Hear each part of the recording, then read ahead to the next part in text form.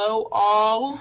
I hope that you can hear me and see me just fine. If you can't, please comment in the chat. Today we have our presentation called Towards Informed Treatment of African American Women, and that is going to be by Miss Tamika Gafford-Carter. And she will be having this presentation from 2 to 3 o'clock today. Thank you so much for joining us, and I hope you guys enjoy. Hi all. So first I'll say this is a little weird because I'm not used to presenting online, but it seems to be the way of the future. So I just want to kind of let you know today that I'm very excited to be presenting. This is actually my first time presenting back in California. I am a California native. I have spent about 20 years of my life in Oklahoma City, where I established my practice. And I worked with African American girls and women amongst other populations, and just kind of picked up some tools along the way, as well as being one myself. So picked up some tools for the journey, clinical tools, or things that can be used by people who are not necessarily clinicians. So this is just an overview of all of that. And I'm a little laid back, you guys, because again, I can't see you. So, all righty. So. Anytime I present, I like to talk about my favorite person. If you don't already know or haven't heard of Dr. Mamie Phipps Clark, she's one of the foremothers of the field. You may have heard of her husband, Kenneth Clark, who pioneered the doll study, which was pretty big in the civil rights era. Although it did not necessarily sway the court's decision in Brown v. Board of Education, it definitely swayed popular beliefs about colorism and some of the things that we ascribe to different skin tones. So what I do now is just have you guys watch a fun little video that I enjoy. I am not a huge Beehive fan. However, I thought this was a good video to get a look at some of the just experiences of being a Black girl. So let's see if I can get this to play.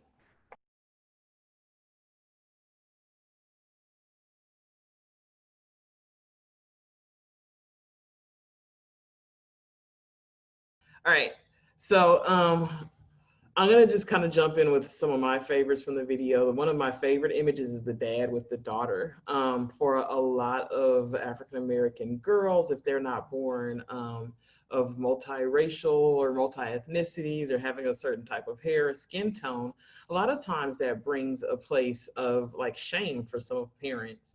And so, and that is kind of born into them, and they raise their kid that way. And so we have a lot of young ladies who have less confidence because of that. So that was a really important one for me. Also, just the whole idea of elegance. A lot of times elegance is not associated with Black women. So that is just something I wanted to pay attention to there. So let's get to the next screen since I robbed you guys of the first 10 minutes. So this, oh, come on. So this is going to, basically this is me. Tamika Gafford-Carter. I am an addictions and mental health counselor. I also treat co-occurring disorders. I'm a school counselor. I love working with educators and with students, especially those who serve girls of color.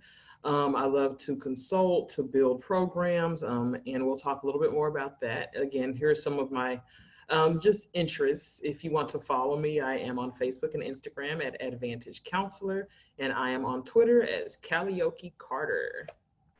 So the objectives in today's talk are going to be around 3 central themes: looking at pitfalls of assessing and treating African American females, looking at a couple strategies that are culturally appropriate for gathering assessment information, and also just looking at some of the frameworks for treatment that work with African American females.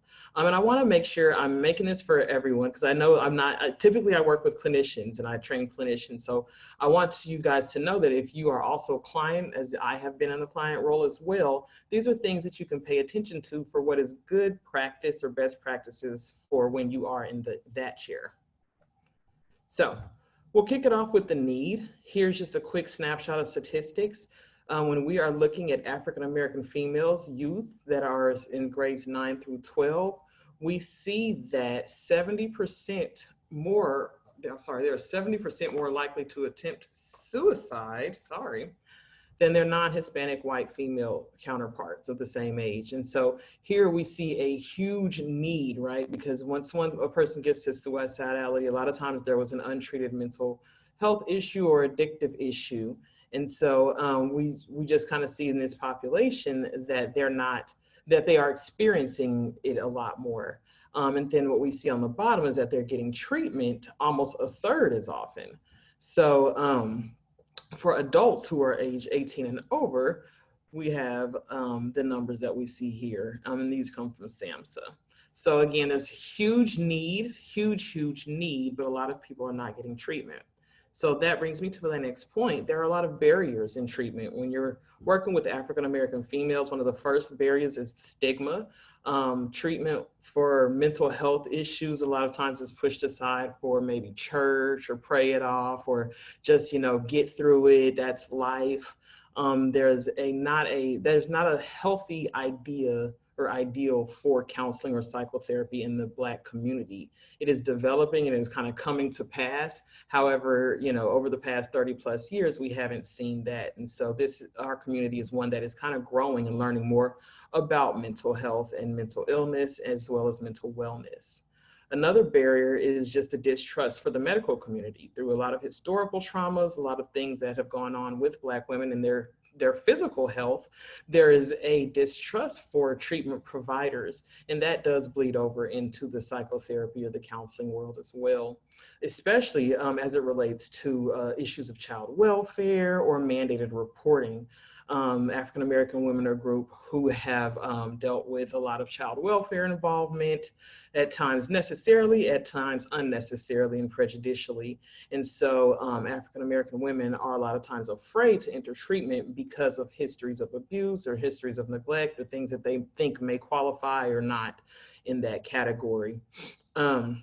Some of our other barriers that you guys probably know are pretty obvious here: lack of transportation, lack of insurance. A lot of times people are unable to pay depending on the socioeconomic status of your client.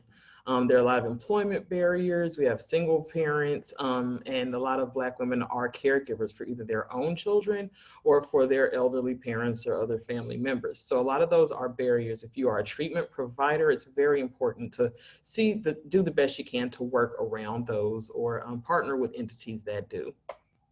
So here's where it gets fun. A lot of the problems that we see in treatment are actual ethical problems. And a lot of times we look at these as just, a cultural competence error. But, I want to make it clear that the American Counseling Association says you've got to kind of do your research. You've got to know before you add a new practice area, and I do see Black women as a new practice area. You have to do your research. You have to invest in making sure that diversity is important in your practice.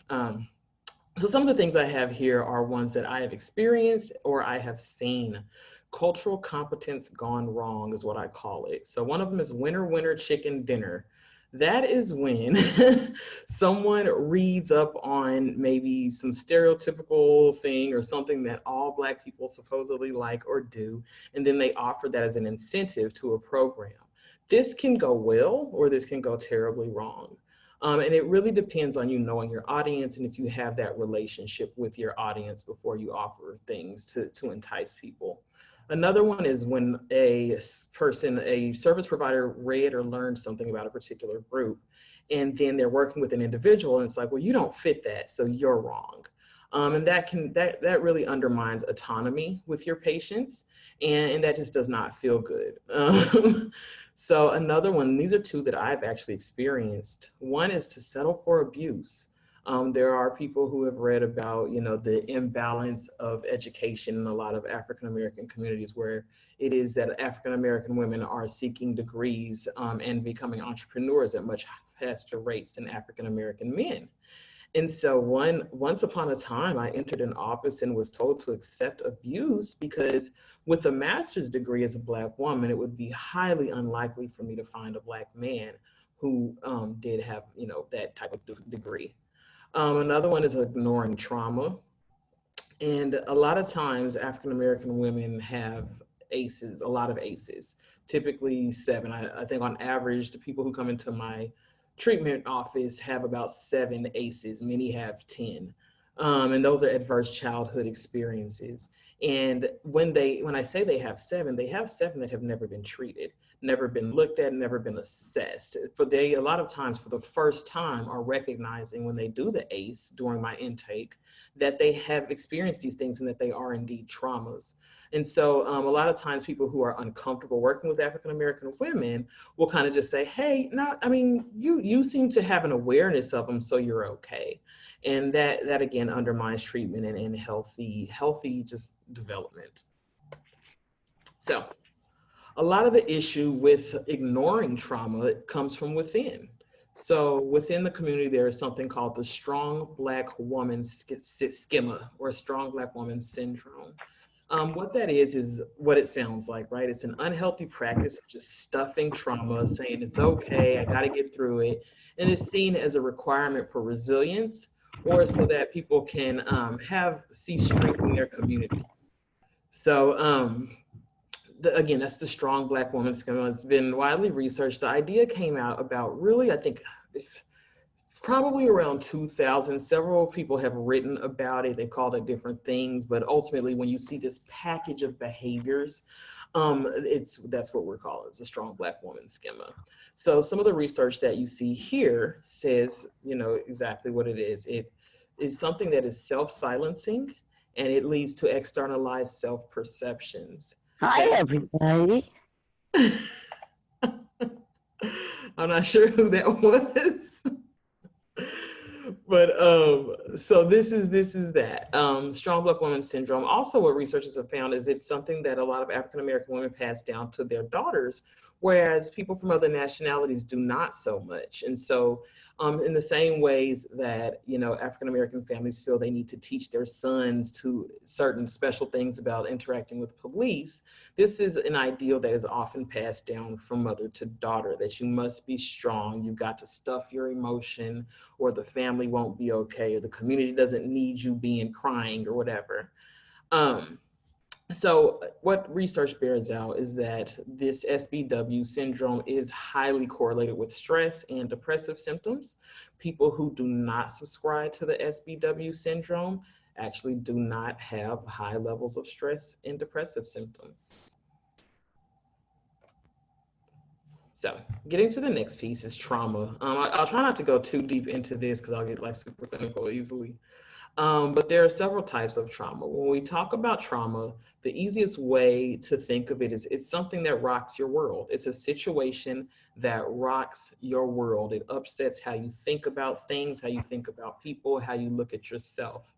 And so, sorry.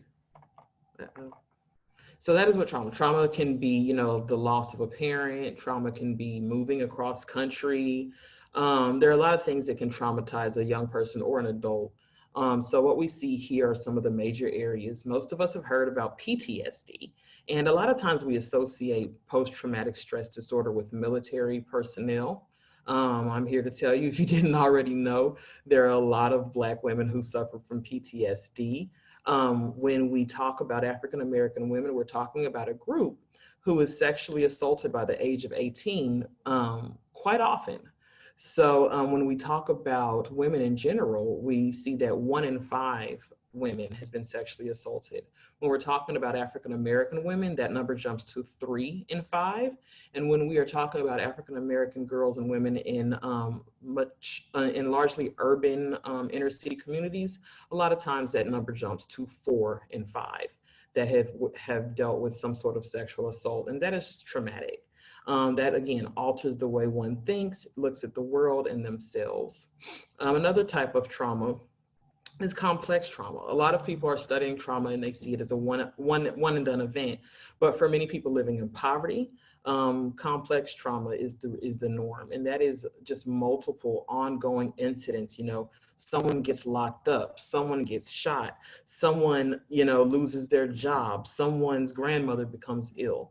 Or loses life. So these are just ongoing traumas. The lights get cut off. I worked with a lot of families where it was just crisis to crisis. And as the mom may be trying to manage these, the daughter is feeling the brunt of them. And so those are complex traumas. So a lot of treatment professionals are moving towards looking at treating complex rather than one and done, kind of one-time only traumas. Some of the deeper traumas that we deal with are historical traumas.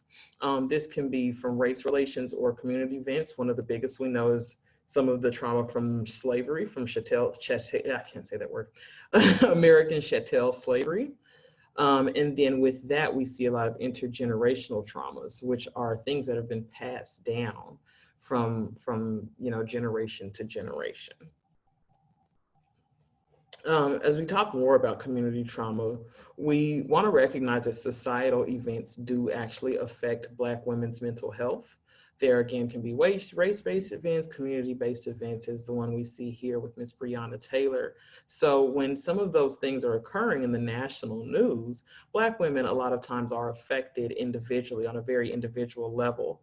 I actually have a friend who becomes quite traumatized when someone knocks at her door because she has lost a sibling to gun violence from someone beating on the door and shooting through the door. And so a lot of times for African-American women, when someone shows up at your door, it's not a pleasant experience. And so when we see things like this case, those are things that can be triggering to people on an individual level. So that's just another type of trauma it's important to recognize. So here's the biggie. If you haven't read this book already, go grab it. No, she doesn't pay me to sell it, but I did get through some of it, and it's pretty amazing. So Dr. Joy DeGray actually talks about something called post-traumatic slave syndrome, and that is characterized by two main things. Those are what you see here, M and A. So M is that multi-generational trauma together coupled with continued oppression. So all these different traumas that are going on, we've got families who've endured civil rights, to Tulsa race riots and lynching, rape, and all those things, and all the different mechanisms, the coping mechanisms, unhealthy coping mechanisms that were employed to get through that. And then it's paired with the absence of opportunity to heal. So again, those unhealthy ways of coping, those unhealthy ways of dealing with it have become problematic, and that's what leads to post-traumatic slave syndrome. That again is characterized by vacant esteem. It means like low self-esteem, not having esteem for one's Blackness or for one's, gender. Another one is the anger that we see. We hear it, mad Black woman a lot. So, and again, all of these just kind of lead back to some of those historic and intergenerational traumas that are passed on. We do know that a lot of, physicians are even finding now that trauma is passed on through the womb in a biological manner. And so this is just a socio-psychological way that we are passing these things down. So again, talking about transmission of values, we know that all things that Black women pass down are not trauma. They're not all bad. And so I just wanted to kind of highlight here, there's the good, the bad, and the ugly. And this is good for if you are in the client chair, if you are a family member, if you are a clinician, to know that to capitalize on the good and to be aware of the bad and treat the ugly. So the good is that oral history. African-American people have a tradition of passing things on orally, of telling stories and passing their histories that way. So that is something that you can build on as a clinician. Another thing is this resilience that's developed through creativity and innovation. So not the poor, unhealthy coping methods, but actual creative ways of dealing with certain types of issues. So the bad here that we pass down are those patterns of avoidance. Being from a culture in which oppression was the norm in a lot of eras, there are a lot of things that people could not do anything about per se. And so when you can't do anything about something, you just don't want to talk about it because it makes you uncomfortable. And so there are a lot of patterns of avoidance that have bled into other aspects, which ultimately have led to neglect, because that is emotional neglect. So if you grew up in a family where avoidance was the norm, it felt pretty lonely, more than likely. It felt really lonely. Lastly are the ugly. That is the abuse, that is familial mental illness and enmeshment with grandchildren. A lot of times we have grandparents who are trying to correct what they maybe didn't get so right with their child by being super close to the grandkid, or maybe overcompensating, allowing them things that they, shouldn't have, because a lot of times parents felt like, oh man, I didn't get it right with my son. So let me try to, overprotect or overreach with my grandkid. So those are all just kind of ways that values are passed down in African American families, especially as it relates to African American women. As we bounce back a little bit to historical causes and cap this off, we have historical causes and intergenerational effects of trauma, of that passage of trauma. So if you're looking at the historical causes, you'll see whipping to control behavior, which is something, of course, that was done in slavery. And you see that passed down intergenerationally into verbal and physical abuse as a means of control, rather than some other discipline tactics that work a little bit better. Another issue was that there was a constant fear of rape or sale. So where you might see a slave master might be walking along and sees a young Black girl and says to her mother, "Oh, wow, she's really growing up there." The mother, in the attempt to protect and save her daughter as a healthy, attempt to protect her child, belittles her. She says, "Oh no, she's just a lazy, this little ugly, fat, oh, she's awful." And so we've seen that passed down intergenerationally.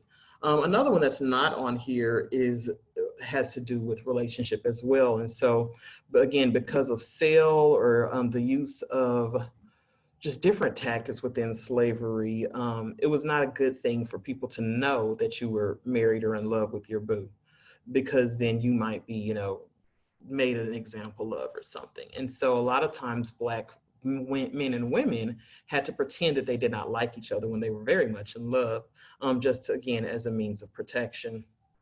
So going on here, we've got fear of antagonization and judgment, leading to overprotection of children, and of course, unrecognized and untreated trauma, leading to the strong Black woman syndrome. A lot of these things are not things that people say out loud or are even actively conscious of. As a therapist, you see a lot of this stuff come out through the relationships and the way that your client attaches to people. They may have avoidant or anxious attachment rather than healthy, secure attachments.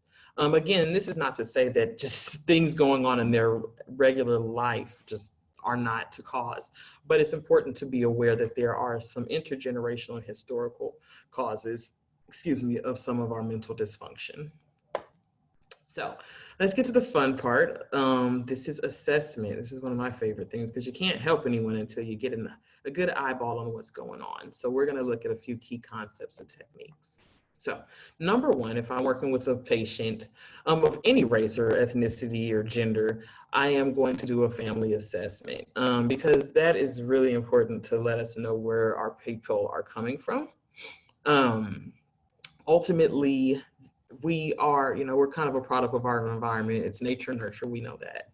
So with a family assessment, there are different symbols used. It's called a genogram.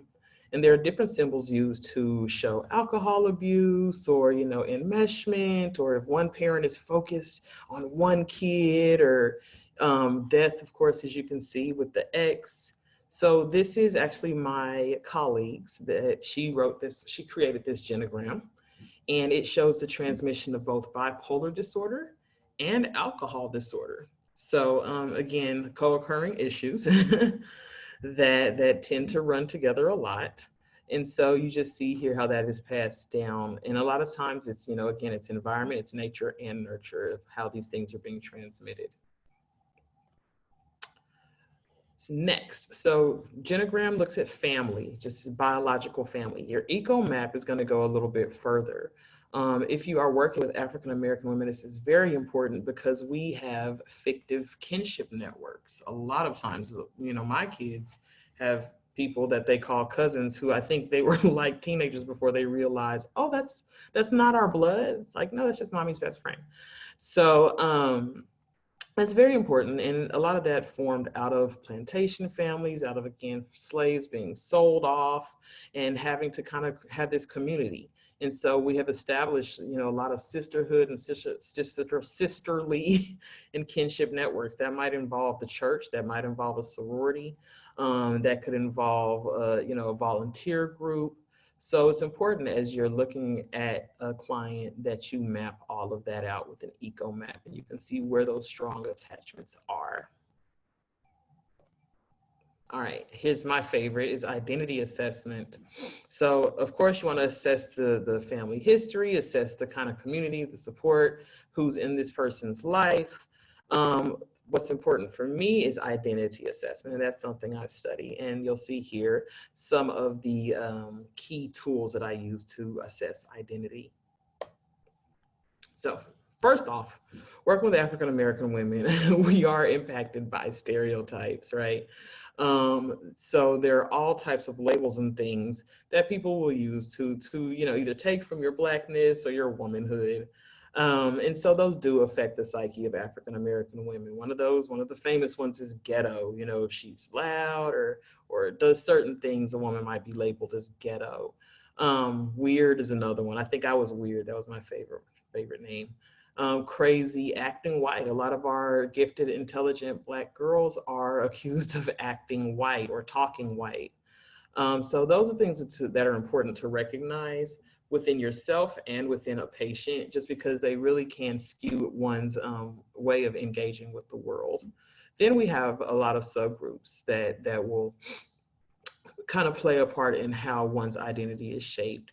So there's a lot to be said about self-fulfilling prophecy as well. So a lot of times there's a stereotype and we hear it so much that we will walk into it and act it out. Or there may be a statistic that we actually do fall into, single motherhood or whatever. So those kinds of things, again, shape identity and shape how one feels about oneself. And how you feel about yourself is important, because that's actually your self-esteem. So at the bottom, I try to differentiate between self-image and self-esteem. I study self-image. And self-image is that picture you have of yourself. If you were to research or look up self-image, you're going to get a lot about self-esteem, maybe some about self-concept. But self-image ultimately is the picture you have of yourself. It is who you think that you are. And so for a lot of Black women, that is very much wrapped up in stereotypes or even imposter syndrome or statistics. And so it's just important when you're working with a patient, when you're looking at yourself, remember to kind of be able to do that. And I use an activity with youth where I just draw a picture of a woman and let them label everything around it, that they think womanhood is, and all the various views of that. So that's self-image. Self-esteem goes beyond self-image and places value on that picture. So when we're talking about self-esteem, we're talking about how much you feel your worth because of who you are. And so I do my best to get to the bare bones of it first. Before we talk about your value, I like to talk to my patients about who they actually are. So that is just a really important piece of assessing someone who is dealing with any mental illness or just mind problems. So here's one of the models that I do use. This is the Ford Female Achievement Model for Excellence. This is developed by Dr. Donna Y. Ford. I believe she's at Ohio State now. And she studies gifted education, especially as it relates to Black and Latina women. So this just kind of marks out those four major categories that are important when you're pouring into a girl of color. Those are psychological characteristics, socio-emotional, academic, and cultural. What's important to note here is that cultural pride is one of those that it actually shows up kind of in two. So it's been psychological and cultural. And so you can't really educate Black girls or women without including something that looks like them. And when you do that, you boost their self-image and you boost their self-esteem. Some of the important other ones here are academic self-concept. In my work with schools, I do a lot of work in looking into academic self-concept, and we'll talk about that a little bit more later. So further, assessing identity development. If you're a clinician, you got to look at those childhood experiences. I don't care if she's 7, 17, or 70, you got to look at those. I know a lot of times as clinicians, we just go straight to what brought you here today. So make sure if you're going into a clinical office that you are bringing those things up. Like, don't think, oh, that's too old, I shouldn't, talk about that. Because there are a lot of nuggets in the history, in a Black woman's history, and how she shaped her identity that will kind of inform how she's functioning in the world. Another important topic is consciousness or wokeness. This is ultimately being raised to know about racism, to know about oppression, to know about the history of it, to know about some of the institutionalized issues that we see, to have a sense of pride. And so what literature actually shows us and research bears out is that girls who are raised with a sense of consciousness, again, Black girls who are raised with a sense of consciousness, have higher self-esteem than Black girls who are not. So that's very, very instrumental in making sure that you're building a strong young lady. Another topic is the girly girl schema. And that a lot of times has been aligned to whiteness, to, thin noses, thin lips, certain types of eyes and hairdos. And so what we see is that Black girls who ascribe to the girly girl ideal have lower self-esteem. So the better that we can get girls to explore their girlhood in whatever shade, shape, or what style that it comes in, the better we're going to have them build a positive self-image, a healthy self-image, and positive self-esteem. With Black women, it's important to pay attention to academic performance throughout the lifespan as well. In treating African-American women, I actually pull assessment all the way from their educational history because there are a lot of nuggets in there. So let's see. I'm looking at my time, making sure I'm not over. So there are a lot of nuggets there. And I say this to say for a couple of reasons, right? So with African-American women, a lot of times they were not either afforded opportunities because of discrimination, or it could have been poverty, or just discomfort with being the only Black girl in the ballet class.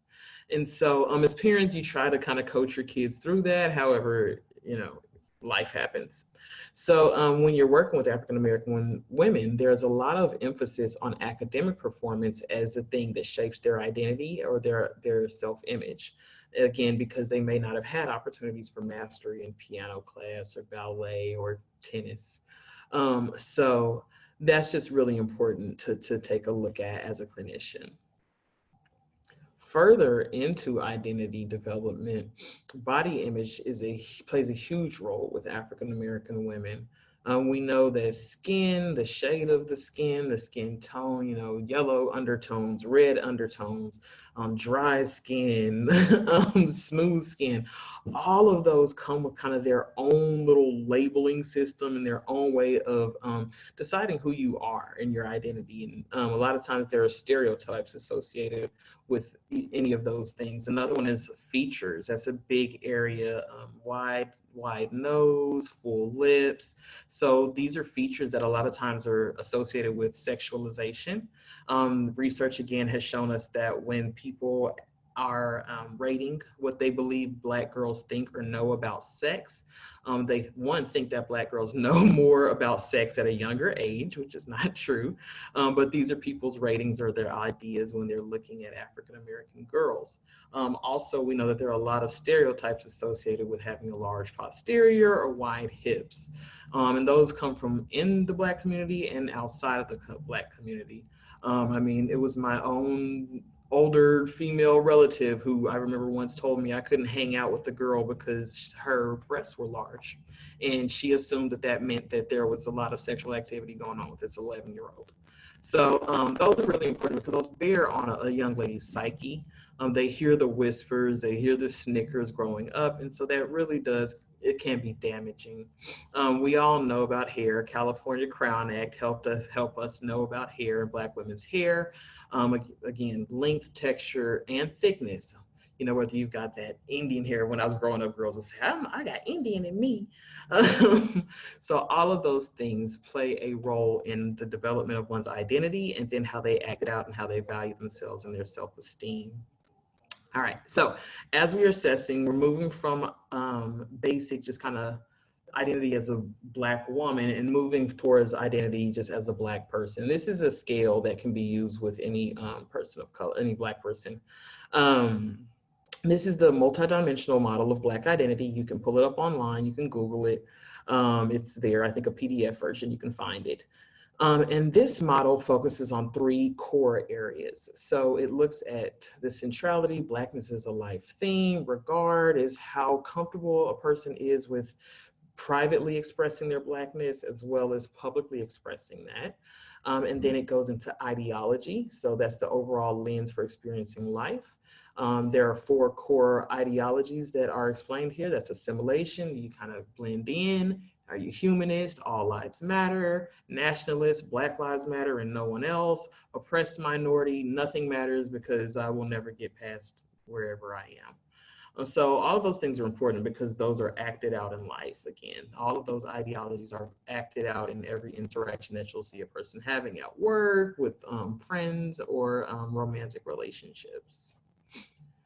Next assessment is one I developed. It's called the Black Girl Self-Image Survey. This is a conceptual framework for basically figuring out, again, how self-image is developed. So on the right, you'll see the stages that I have come up with. Those are in years 2 through 4, a Black girl is kind of exploring her environment, figuring out what she thinks about life, about different people's facial expressions, their expressions of emotion, job tasks, family roles, all of that. By 7 years, they've kind of defined those things and have some, good firm definitions for girls do this, boys do that, or whatever. And by age 10, we see them acting those definitions out in social circles. So the Black Girl Self-Image Survey is designed to pick up on what is shaping a girl at each of those stages. It takes a developmental lens and looks at some critical periods where it's necessary that a girl has certain types of stimuli in her life, perhaps that's confirmation that, you don't have to wear, you can wear this or you can't wear it, whatever, those kinds of things. And then there are sensitive periods where certain things where girls are a lot more sensitive to certain stimuli that might be parental incarceration or father involvement. It's very, very important to know that all of these vary by social environment. So again, that's a Black Girl Self-Image Survey. If you are interested in contributing to the research or you work with girls, groups of girls or women, hit me up. I am just trying to take in data right now. All right, so again, those things vary by environment. That to say, I am a Black girl who grew up in Orange County, California. So I spent the first 12 years of my life in Orange County. And so self-image was developed in Orange County in one way. I like to tell people I was the blackest. I was the blackest Black girl I knew. And what's funny is when I moved years later, I was actually called light-skinned. So just know that there are certain things that do affect self-image development when a Black girl is in a primarily white or non-Black environment. One of the first ones is physical appearance. Second is how they are socialized into that environment. And third, their dating relations are very much affected by that self-image, or who likes them and who doesn't. All of those are affecting their self-image. For a long time, I thought I wasn't very attractive because I was in a school that was just not majority Black. And so, young men were uncomfortable. So I moved and my self-image was developed a little bit differently in this environment. So I moved to Oklahoma City and I went to a school that was a K-12 school that was about 99.9% Black. I think these stats that you see here are the statistics actually of that school. So their self-image is shaped a little different. Some of the contributing factors of a Black girl in a Black school or Black environment are those stereotypes. Do you fit the ghetto? Do you fit nerd? Are you LGBTQ? What are the things that kind of guide a person in that environment are a lot different than in a non-Black environment. So race relations, how do you interact with other races? Some environments you're made fun of by mingling with other races. And then of course, economic status. So all of those things, just to say, as you're looking at self-image and development of self-image, it's not only, some of those internal things, that there are definitely environmental effects on a Black girl or woman developing self-image. Further, some of those building blocks that you're going to look at when we're talking about Black women or girls developing their self-image are mental abilities, social personality, and again, physical appearance.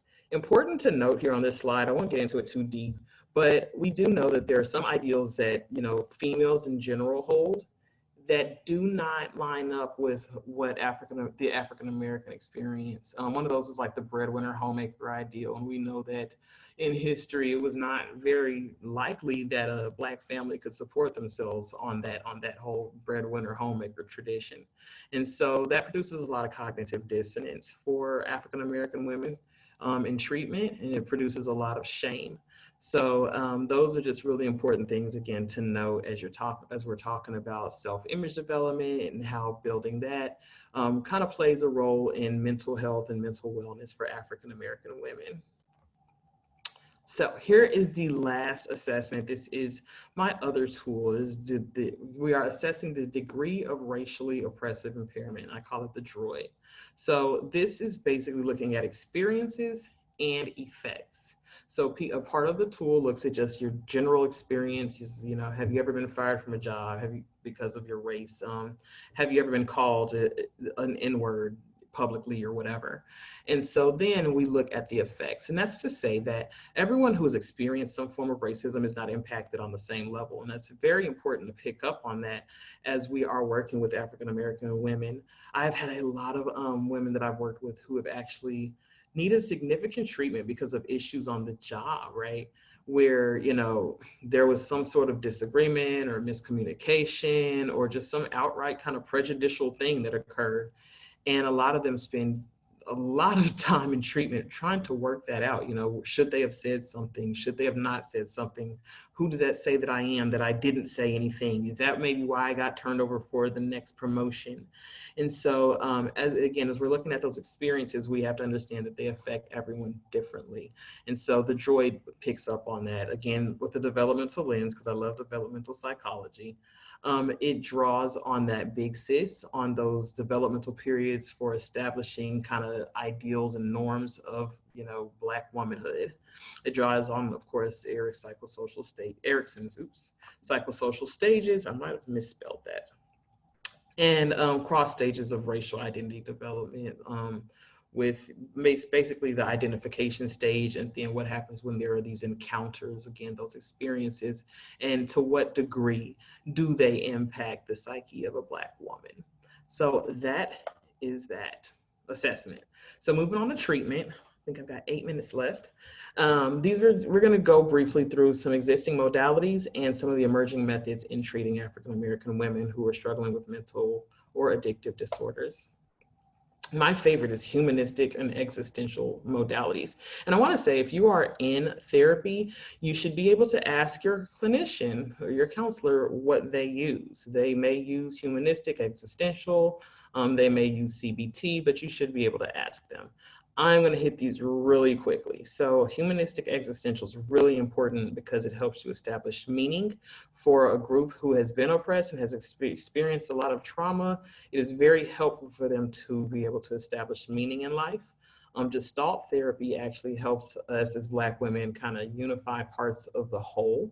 Therefore, if maybe you're a statistic or behaving in a statistically stereotypical way, and you also have these positives going on, it helps you put that together to unify it and kind of resolve some of those racial identity issues. EMDR is a very, very good treatment modality that is used, or techniques that is used for addressing micro traumas. It does require that a patient has some level of self-awareness. CBT is the catch-all, however, has some really great tools that can be used. We're finding that TFCBT, trauma-focused cognitive behavioral therapy, works well in telehealth.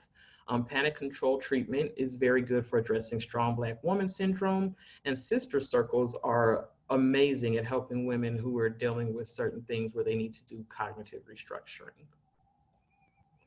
My favorite for myself is CLASS. This is a program that I designed some years ago. And these are youth sister circles. I typically do them in school, but they can be done in different settings. And so we do that. We do some cultural pride work. We do some racial pride work. We talk about the tenets of confidence, leadership, academics, and social skills. We talk about current events, and we talk about how these young ladies are being shaped. And on accidentally, an accidental effect of this program was that it actually improved girls' grades, attendance, and their overall attitudes towards school, when it really was just designed to be a sister circle and a healthy place to meet up and share positive values. So if you're interested in this program for your youth group, your church group, your whoever, go ahead and send me a message. So just to review really quickly, as a clinician working with, and I want you to know, if you're not a clinician, if you are receiving treatment, these are things that you have the right to ask for, demand, and seek in a therapist. That they are using culturally appropriate vocabulary, that they're not using words that you don't feel comfortable with, and that they're asking and checking in if they do try something new. That they're saying, is that what you call it? You know, do you say that? Is this what you say? Can I say that? That's important. It's also important to keep a social justice perspective when you're working with African American women, that it can be very empowering and healing. You may have to adjust the pace of your treatment. You may slow it up to speed it down, just based on that distrust and the stigma of mental health treatment in that community. When you're assessing, you want to use historical and intergenerational. You want to look at historical and intergenerational trauma markers. Use a genogram and an Ecomap, as well as asking some of the questions that are in the BGSIS and the DROI. And there we see our treatment protocols. So that's all I have for you today. If you want to get in contact with me, here are my points of contact. I'm attempting to check. Awesome. So I am in the chat. I'm checking the chat. Oops.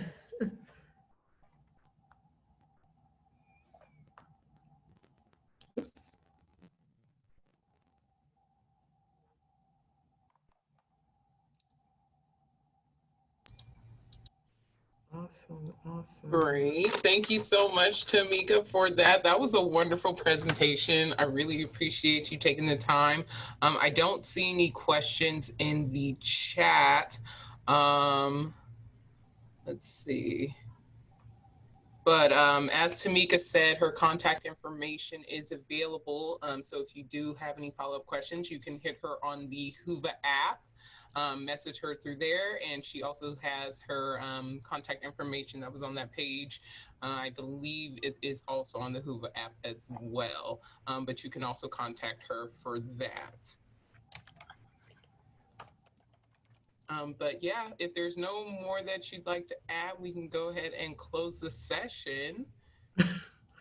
Awesome. I was shout outs to Ron Shaw, who is making it through life with 3 daughters. We are a special tribe. We are a very special tribe, Ron.